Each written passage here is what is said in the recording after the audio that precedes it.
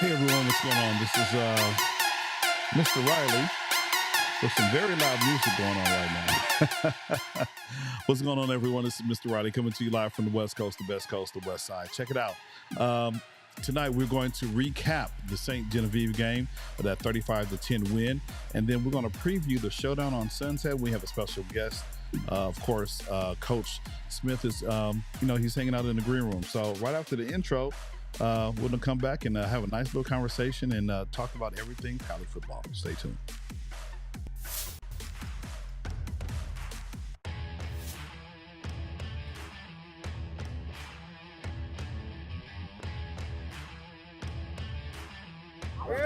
Hey, win on me, win on three, ready, 1, 2, 3. Win! Oh, yeah!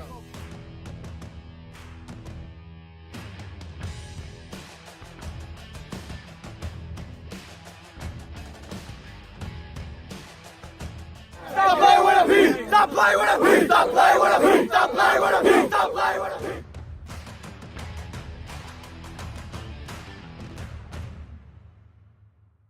Some call it the gridiron. Nice route, way to skim it. Others, 100 yards of pay. Too much. We just like to call it football. Football.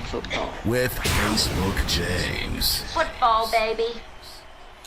Hey, what's going on, everyone? Welcome to the show. I am your host, Mr. Riley, coming to you live from what I call Dolphin Studios over here in the heart of the West Side. Anyway, it's good to see everyone. Hopefully, you've had a wonderful break.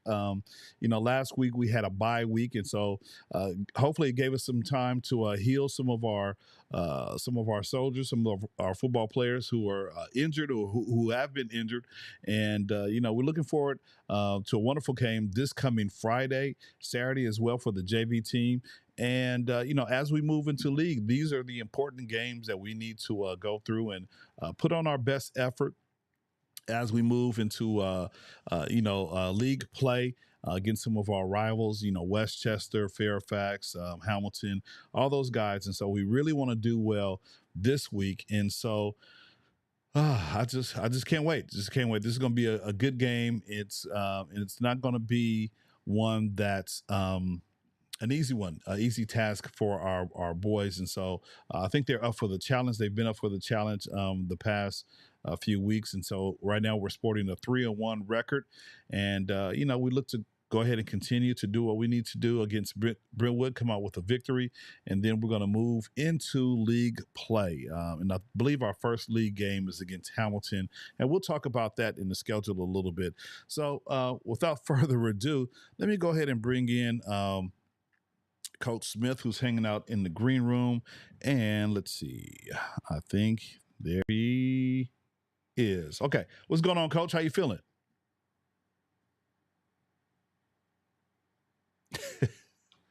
Can you hear me? Sorry, I'm muted. Okay. Sorry about that. It's all good. I'm doing good. How you doing? Man, I'm doing well.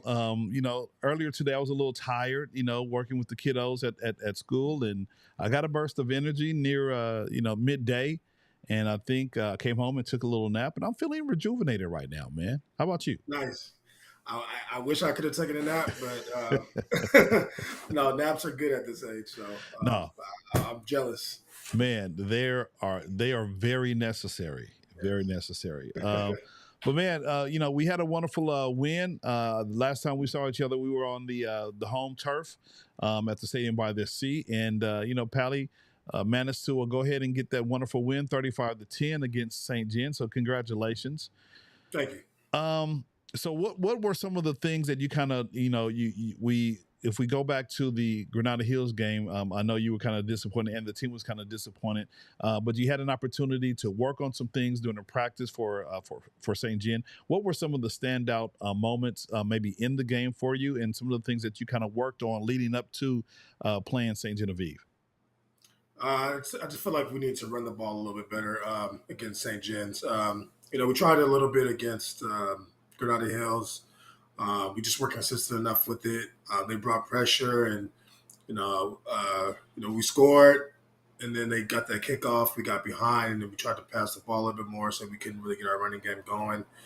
Third quarter, we tried to a little bit, but it just we just got behind, so we just tried to throw as much as we could to catch up. But I really focused that week of leading up to St. John's on running the ball more, and I thought the linemen had the best game of the season. I thought we didn't have a lot of yards per se, but we ran the ball more consistently at times when we really needed to, like, when we needed a first down, we were able to get first downs. In the fourth quarter, when we were able to run the ball out, we did that well. We needed a score. I think we broke a long run. I think around a 25-yarder towards the end. So just at times when we needed to run the ball, we ran the ball well.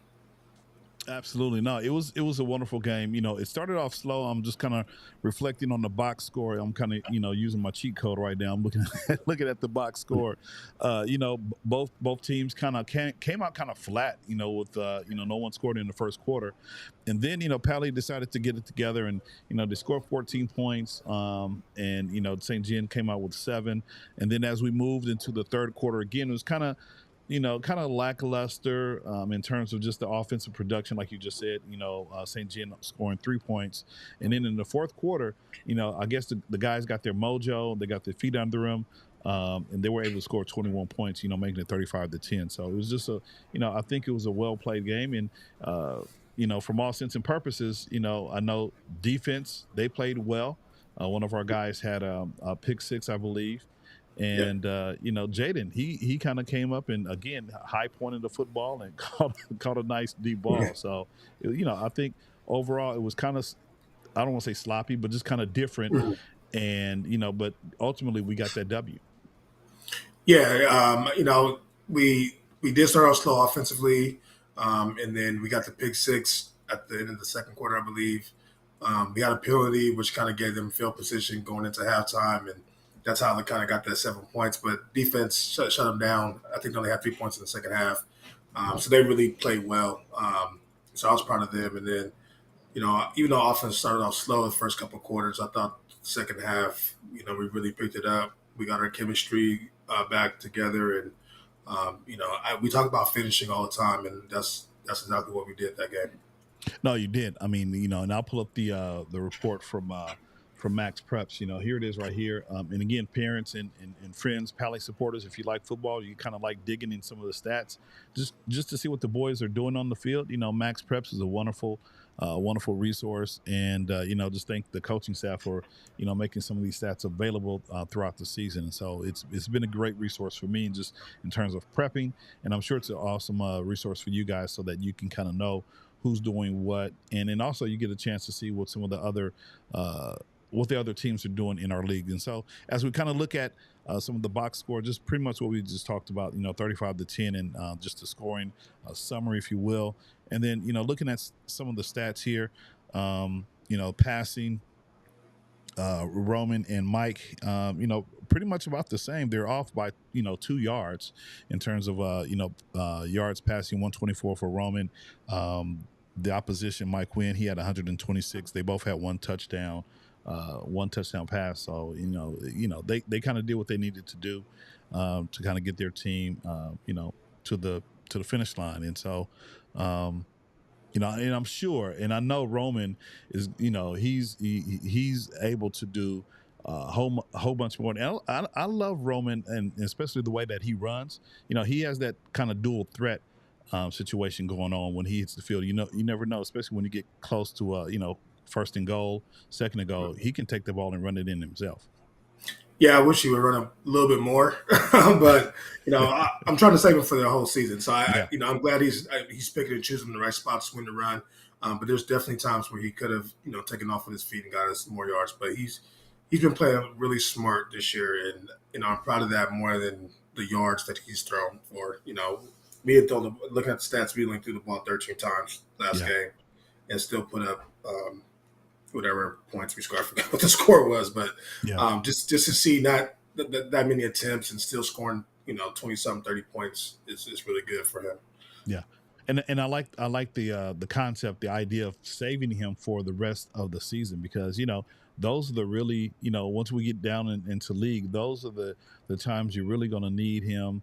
Because those are the ones that we definitely want to win league, right? Right. And so just relying on him, to kind of get through the quote unquote preseason, going, 3-1, or maybe 4-1 or 3-2, depending on how we come out against, Brentwood. I think it's awesome, trying to just save him for, the most important games in the league. Right. And then you're looking at, you're talking about rushing again. Our guys were, I think you mentioned Terrell and Harrison. They were awesome in the game, just picking and choosing their spots and breaking some off for some touchdown runs. Yeah, the thing that excites me the most about them is that they can break a long run at any time.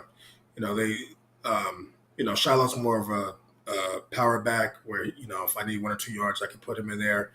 But Harrison, Terrell, they can, if they get outside with their speed, they can break a long run at any time. So that's excitement as a play caller. You have a lot of options, and like I always say, we have a 3-headed monster, and whatever I need running wise, I can just close my eyes, point to either one of them, and feel comfortable that they're going to get it done.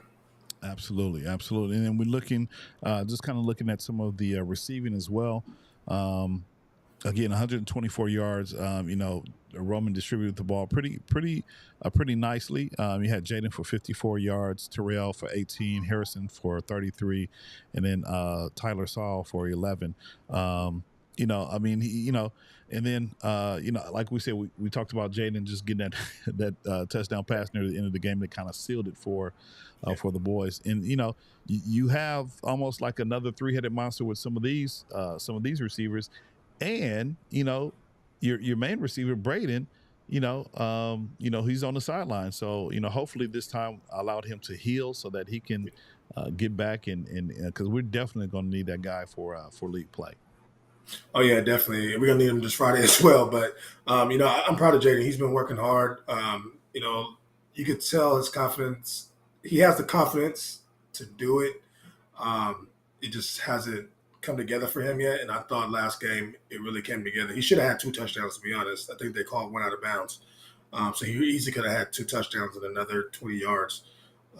So him stepping up, was really a confidence booster for Roman as well, knowing he has somebody on his left and his right when Braden comes out that he can throw to, and then LeHenry on the left slot, and then Tyler on the right slot, or whoever we can plug in. He has weapons. It's just trying to put all that together and get that chemistry together with everybody. So once that starts, the passing game starts clicking, I think we're going to be unstoppable.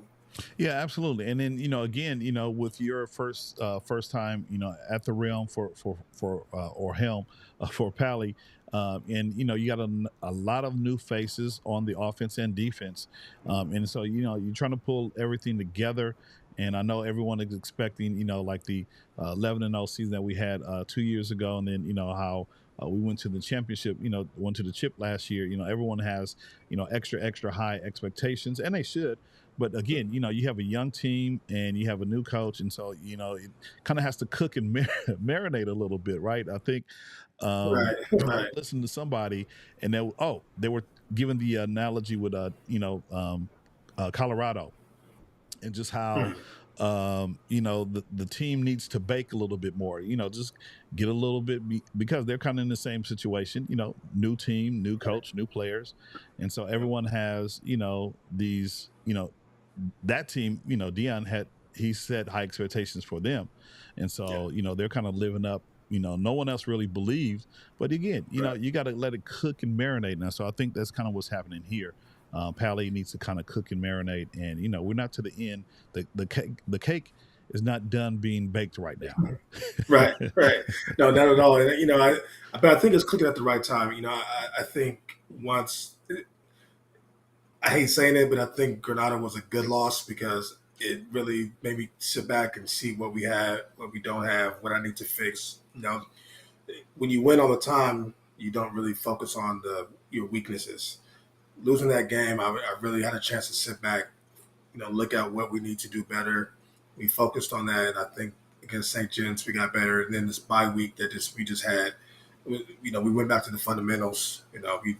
Just catching the ball, running the ball, everything across the board was just back to fundamentals. And then this week we went straight into our scheme stuff. So I think, you know, the loss obviously hurt, but I think it was a good loss just to kind of take a step back and see what we need to get better.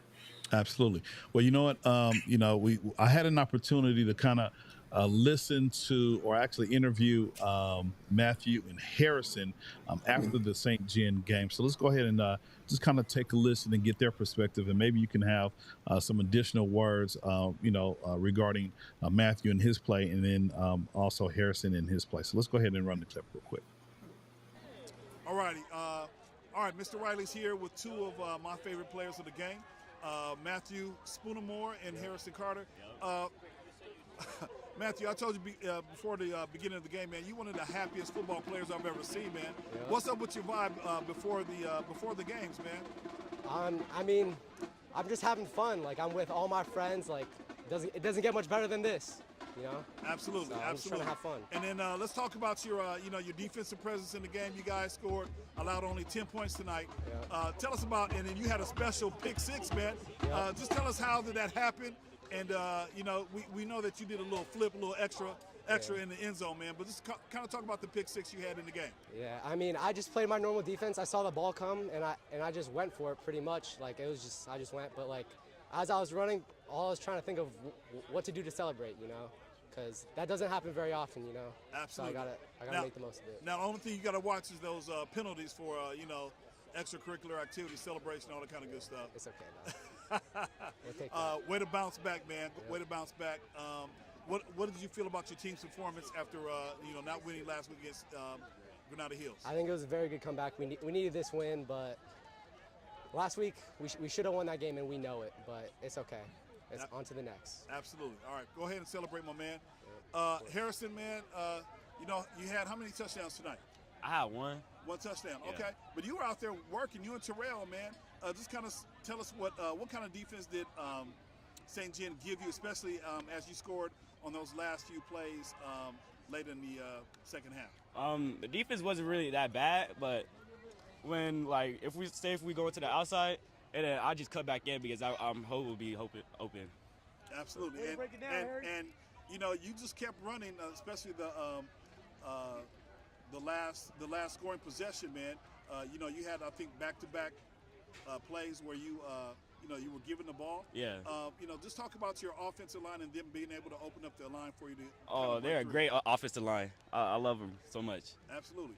Well, man, and then I'll ask you the same question about last week, man. You guys didn't do so well in the Charter Bowl. How did you mentally prepare for St. John, who, last year you didn't play on varsity, but you did this year. Yeah.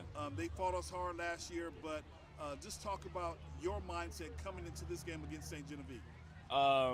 Well, after the loss, I was really mad, so I just wanted to stay focused and, win the game. Absolutely. Well, congratulations, man. You guys are 3-1 on the season.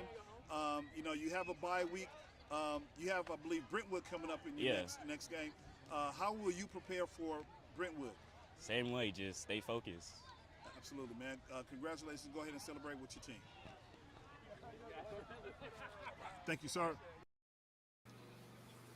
All righty. So, man, a few words right there. Trust me. Right there. I know. Today I tried to get a hello out of him, and I could barely get that. So, he is, man. A few words. Yeah, man. But no, Matthew catching the, doing the pick six and in the flip. I was just like, hey, man, come on. You don't want to in a tight game. You don't want to have that kind of situation because it might, ultimately, I think he got a penalty. But because I think we were in the lead already, and I'm sure you had a couple of words for him when he came to the sideline. I had a lot of words at halftime. It was right before halftime, and my whole speech at halftime was about that. So he heard it from me. But I tell them, I'm like, just it's okay to have fun. It was a great play. Have fun with it. Be smart. If you want to celebrate, come to the sideline. Do it. I have no issue with them celebrating. It's high school. We can't do that. It kind of hurts the team. But if you want to dive, come to the sideline, dive, dance with your friends or teammates. Play to the crowd, but just do it on our sideline off the field. But I was upset. It could have hurt us in the game, but I told him, I'm like, look, man, just have fun. I want you to have fun. Just be smart about it. Yeah, absolutely. No, it was a wonderful opportunity for him. And that's something that's rarely seen At least, with Pali, I've seen several pick six, happen. But yeah, so, go ahead and celebrate a little bit. But yeah, I like that when you said, bring it to the home sideline so the crowd can celebrate. And then especially your boys on the field, they can celebrate with you as well. Right. And then we won't get a penalty. Absolutely. Absolutely. I think that's the most important part, Right. not getting the penalty. Right. So let's, we kind of, I think, Harrison kind of said it best in terms of moving on to the next thing, which is Brentwood. And so, we call it the Showdown on Sunset. And you, by virtue of you being a former coach at Brentwood, man, I'm sure Brentwood had to scheme a little bit differently this year because, you're one of their former coaches over there, man. How did you plan for this week against your old team? Well, I tell Steve, who writes for the Palisades Post, I said it's going to be a chess match because they know me very well. I know them very well. For the last few years, I signaled in all the plays for Coach Ford. So, I know there's signals. There's a lot of signals that I do that have changed, obviously, but there's maybe 5 or 6 plays that are exactly the same and hand signals as well. So, we try to change it up as much as possible, but not too much where it's a different offense. I'm sure they're going to do the same thing. They're going to probably have 3 people signal in, so I don't know who's calling the right play. I'm sure I'll figure it out eventually, but they can't change a whole offense just for 1 week. So we're gonna be similar. It's just basically going to be we know what you're going to do, they know what we're going to do, who's going to stop who. Absolutely. No, it's, especially by, you being a former coach over there, some of their tendencies and, I'm sure they're going to pick up on some of yours. And, I like what you said about, they're going to have maybe 2 or 3 different play callers, right? And then, your thing is to kind of pick off, figure out who is, Right. through it. And that is the chess match that is football. It always has. Yep. Even at high school level, college level, definitely pro. That's always the chess match. Who's giving the plays, and I think it's going to be fun. And I guess historically, those guys over there at Brentwood have been a little bit bigger than some of our dudes. I don't know, what it is on that side of Sunset that they eat. But they appear to be. I'll just say that they appear to be a little bit more. Their stature is a little bit bigger than ours. What say ye about that? Well, it's funny because every year that I've been over there, we always say the other team's bigger than us. So maybe it's the way the field's level. I don't know, but we always felt like you guys Pali was bigger than us, or every other team was bigger than us. So. Or maybe they look bigger on film. I don't know. But yeah, the years I was there, we never had the biggest team. We just, and it goes to Coach Ford and Coach Humphrey, who's the defensive coordinator. I mean, I've never seen somebody prepare with every detail, preparing for a game. And, me knowing that, I have to do the same thing. Coach Humphrey, he's the defensive coordinator. He spends all night drawing every single play on the offense, and he's in the huddle, holding the card up, making sure every single play is taken care of. Every single person's accounted for. So his attention to detail, it has to be matched on our side as well. So they don't have the biggest guys, but they're well coached. They know their scheme. They do it well. They don't have a lot of plays, but they do it very well. No, I remember like the first time we played, right? And it was a good game. We were up a little bit, and you guys scored 2 touchdowns in the final. I think maybe 2 minutes or something. Minute and a half. I'm just like, oh come! And I remember the play. I remember the catch. And I remember the ball going through one of our. We're talking about that today. And I was just like, really? Now, was that your play call that you called? Did you call that play?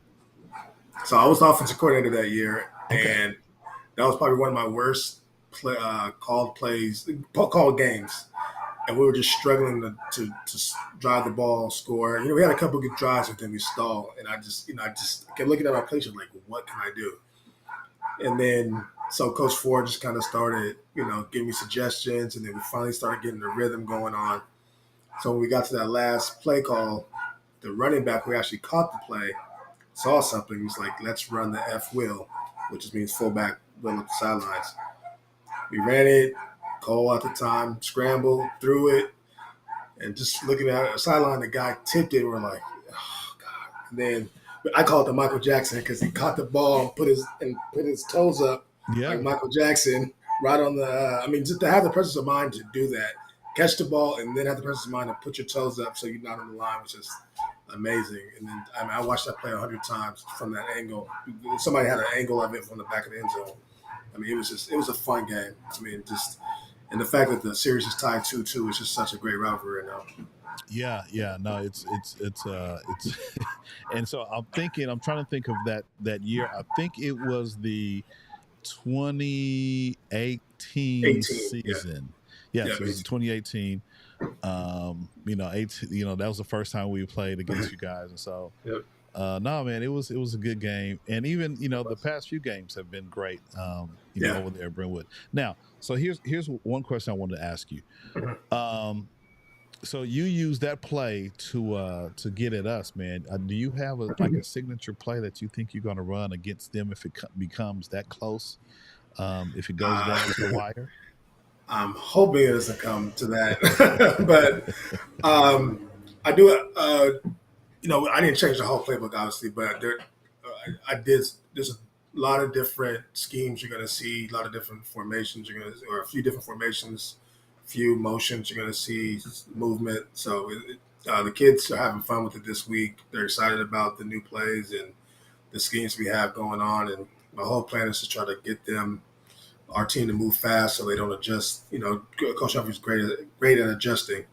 So my plan is to play as fast as we can so they don't have time to adjust. And I know what holes, in their defense. I'm going to try to attack it as much as possible. So, I've had sleepless nights thinking about the plays and how it's going to be executed. And I've been dreaming about the game in my head all week. So I'm just anxious to see if it's really going to pan out the way it has in my dream. So we'll see.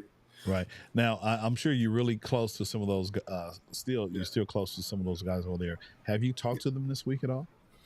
Well, Coach Humphrey's at my birthday party a couple of weeks ago, so I still talk. We still hang out. We share our NFL ticket account, so we're still really close. Coach Ford actually texted in a group chat some funny meme. I think it was yesterday morning. So we haven't talked about football or anything like that, but we still keep in contact outside of that, just, having fun with each other. Absolutely. And that's kind of what the, football is, there's a cliche that says football is family. And so because, you work with them, for a number of years, it's always going to be family. Just like, whenever I decide to hang up Pali football, it's still going to be family, right? Hanging out with some of my favorite parents, the friendships that we've made over the year, that's not going to be, it's not going to be dismissed. It's still going to continue. Right. So, I'm sorry. Go ahead. No, go ahead, Coach. No, what most people don't know is actually Coach Ford and Coach Humphrey were my high school coaches. So I've actually known them since I was 14 years old. Gotcha. And then just over the years, kept in contact. And then, when I went away to college, I kept in contact with Coach Humphreys. When I came back, I started coaching with Coach Humphreys, started coaching with Coach Ford and Pop Warner. And then, so this is actually the first year that I've been on the sideline as a coach without either Coach Ford or Coach Humphreys. So, gotcha. It goes, our friendship goes a little beyond just on the football field. Yeah, and again, just like I said, football is family. Your first time, being a coach without them by your side is a little bit different. And so, I know deep down in your heart, you want to pull out everything that you can. You're gonna throw the kitchen sink at them to pull out a W, and they're gonna do the same thing as well. So it should be a very exciting match, amongst our boys and their boys. So I can't wait to see it all go down Friday. And it's interesting, if you guys are watching, just know that the game will take place Friday. The varsity game will take place 7:00 at Brentwood. And then Saturday morning at 10:30, the Yeah. JV team will play at Brentwood as well. And so I believe, of course, the boys will meet at the stadium by the sea, or Pali, and then they'll make the trek down to Brentwood. And same thing on Saturday. I believe they're going to meet at 8 o'clock at Pali, and then make the trek down Sunset over to the Brentwood School. Let me see if there's anything. So you know what? Why don't we go ahead and talk about the injury report? Do we have anyone that that is injured? I know we had Braden Evan. I was happy to see him play last week or a couple of weeks ago when we played against St. Gen. Who is on our injury report for this week? So I'm happy to say nobody's on the injury report. So we got everybody back. Actually, I'm sorry, I take that back. Reginald Montanez, he got hurt. He's not a linebacker, second teamer, but as far as starters, we all got everybody back. I actually joked today. It's the first time I saw our warm-up line full. It was from 50 to the end zone. And somebody joked to say, well, of course, it's Wednesday before the game. So everybody's back. Braden's back. It was good to see him in shoulder pads. Everybody was joking with him. Like, you look unfamiliar in shoulder pads. So it was good to see him back, and everybody everybody was upbeat today. So no injuries to report. Good. And I'm sure tomorrow's just a simple walkthrough, just to, have the boys get their mentals ready for the contest on Friday night. As we prepare to, go, I don't want to say go to battle, but, we play against, your former team, being the Brentwood Eagles. No, it's going to be a battle. I would say they want to win just as bad as we do. So, it's for bragging rights amongst us coaches. I want to be able to say, I beat you guys. Yeah. My mentors, but, and the kids have friends on each other's, at Brentwood. So they're going to want bragging rights. So it's going to be a battle. Nobody's going to want to lose this game for sure. Yeah. And I think, because this is the kind of battle that I think it's more friendly. It's friendlier than, say, the Charter Bowl. Yeah, of course. We've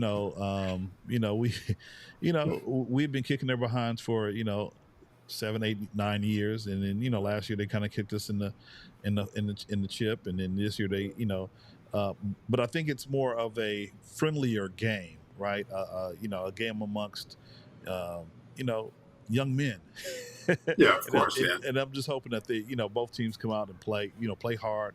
I love Brentwood's field. It's a nice field. And it's kind of bouncy, and I love it.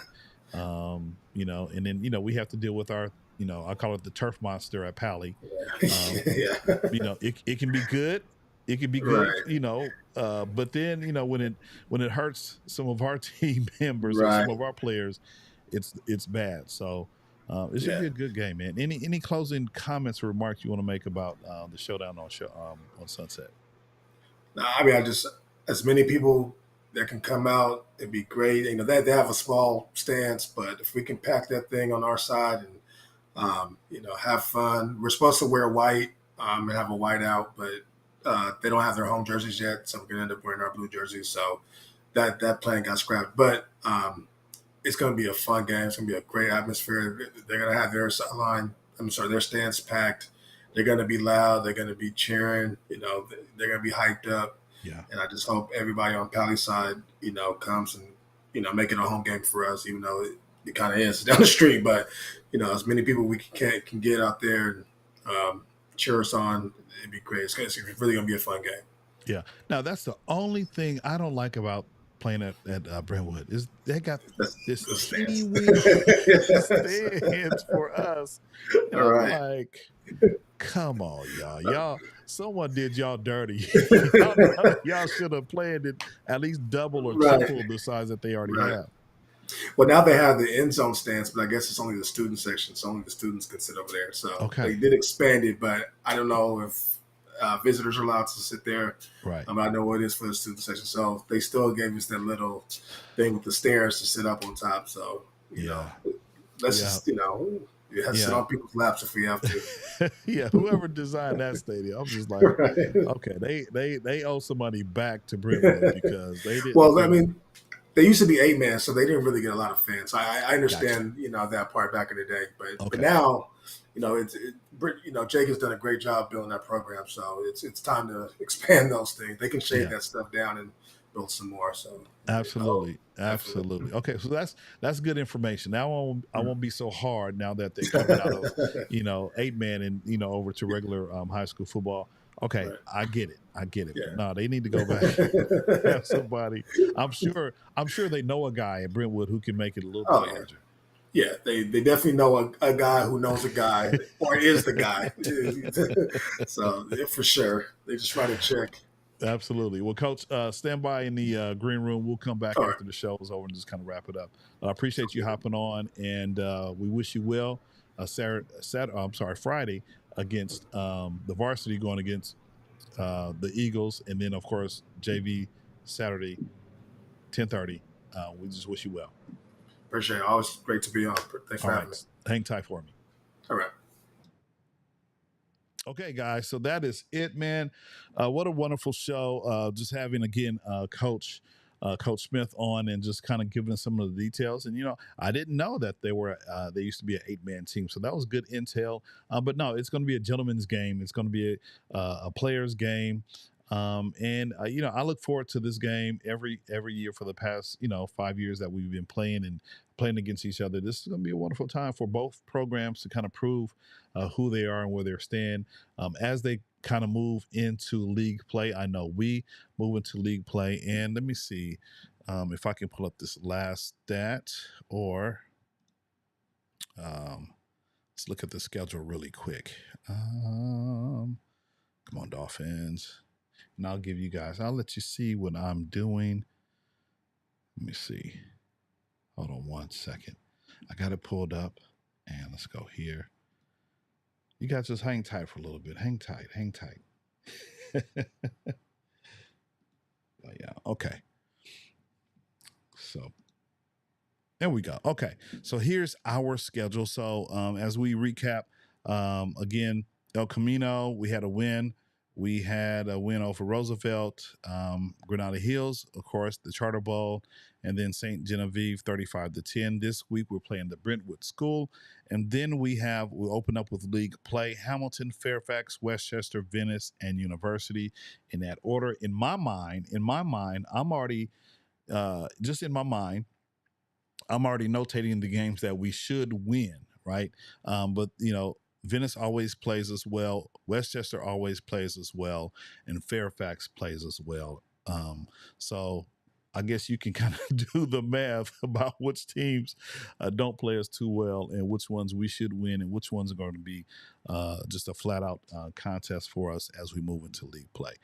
Other than that, we look forward to seeing everyone this coming Friday at Brentwood. Come on out, support the football team. Varsity goes live at 7 o'clock. And then, you know what? One thing that I will be doing is I'm going to make sure that you have access to the football game via the YouTube channel. Now, I know that it's been acting kind of funky a little bit in terms of me going live. And I'm hoping that we can get a nice stream. Sometimes the internet is kind of crazy over there at Brentwood, and so hopefully we can stream live and go back, and you'll be able to hear all of the goodness that we're bringing on Friday night at 7 o'clock. We have both halves set up, and so hopefully we're praying that nothing will go wrong, that this YouTube link is the only YouTube link that you'll have to look at. And so again, just go ahead and subscribe. If anything happens during the live, then just know, if I have to shut it down for some reason, just give it a couple of minutes, and I'll come back right to this same channel, This Week in Pali Football, and you'll be able to catch us there. So just in case technology doesn't want to work well with this, or it cuts out, as sometimes technology does, just know, wait a few moments, and then we'll start it right back up. Probably not at the same link. We'll probably have to start or use a brand new link to go live. So just catch us here on this particular YouTube channel, This Week in Pali Football. Go ahead, leave a couple of comments, and definitely subscribe, so that way you can be in the know in terms of what happens to our football team this coming Friday. Other than that, I think that's it. That's it. That's all. I'm done. We appreciate you hanging out. We appreciate Coach Smith for giving us a little insight in terms of what the boys went through last week, what they are going to or hope to do this coming week. So other than that, I am going to shut it on down. I will catch you in the next video, and I hope to see you at the Brentwood School on this coming Friday at 7 o'clock. I'm trying to think about everything I need to cover. All right, Mr. Riley, coming to you live from the West Coast, the best coast, the West Side. Thanks for watching. We'll catch you in the next video. Peace out.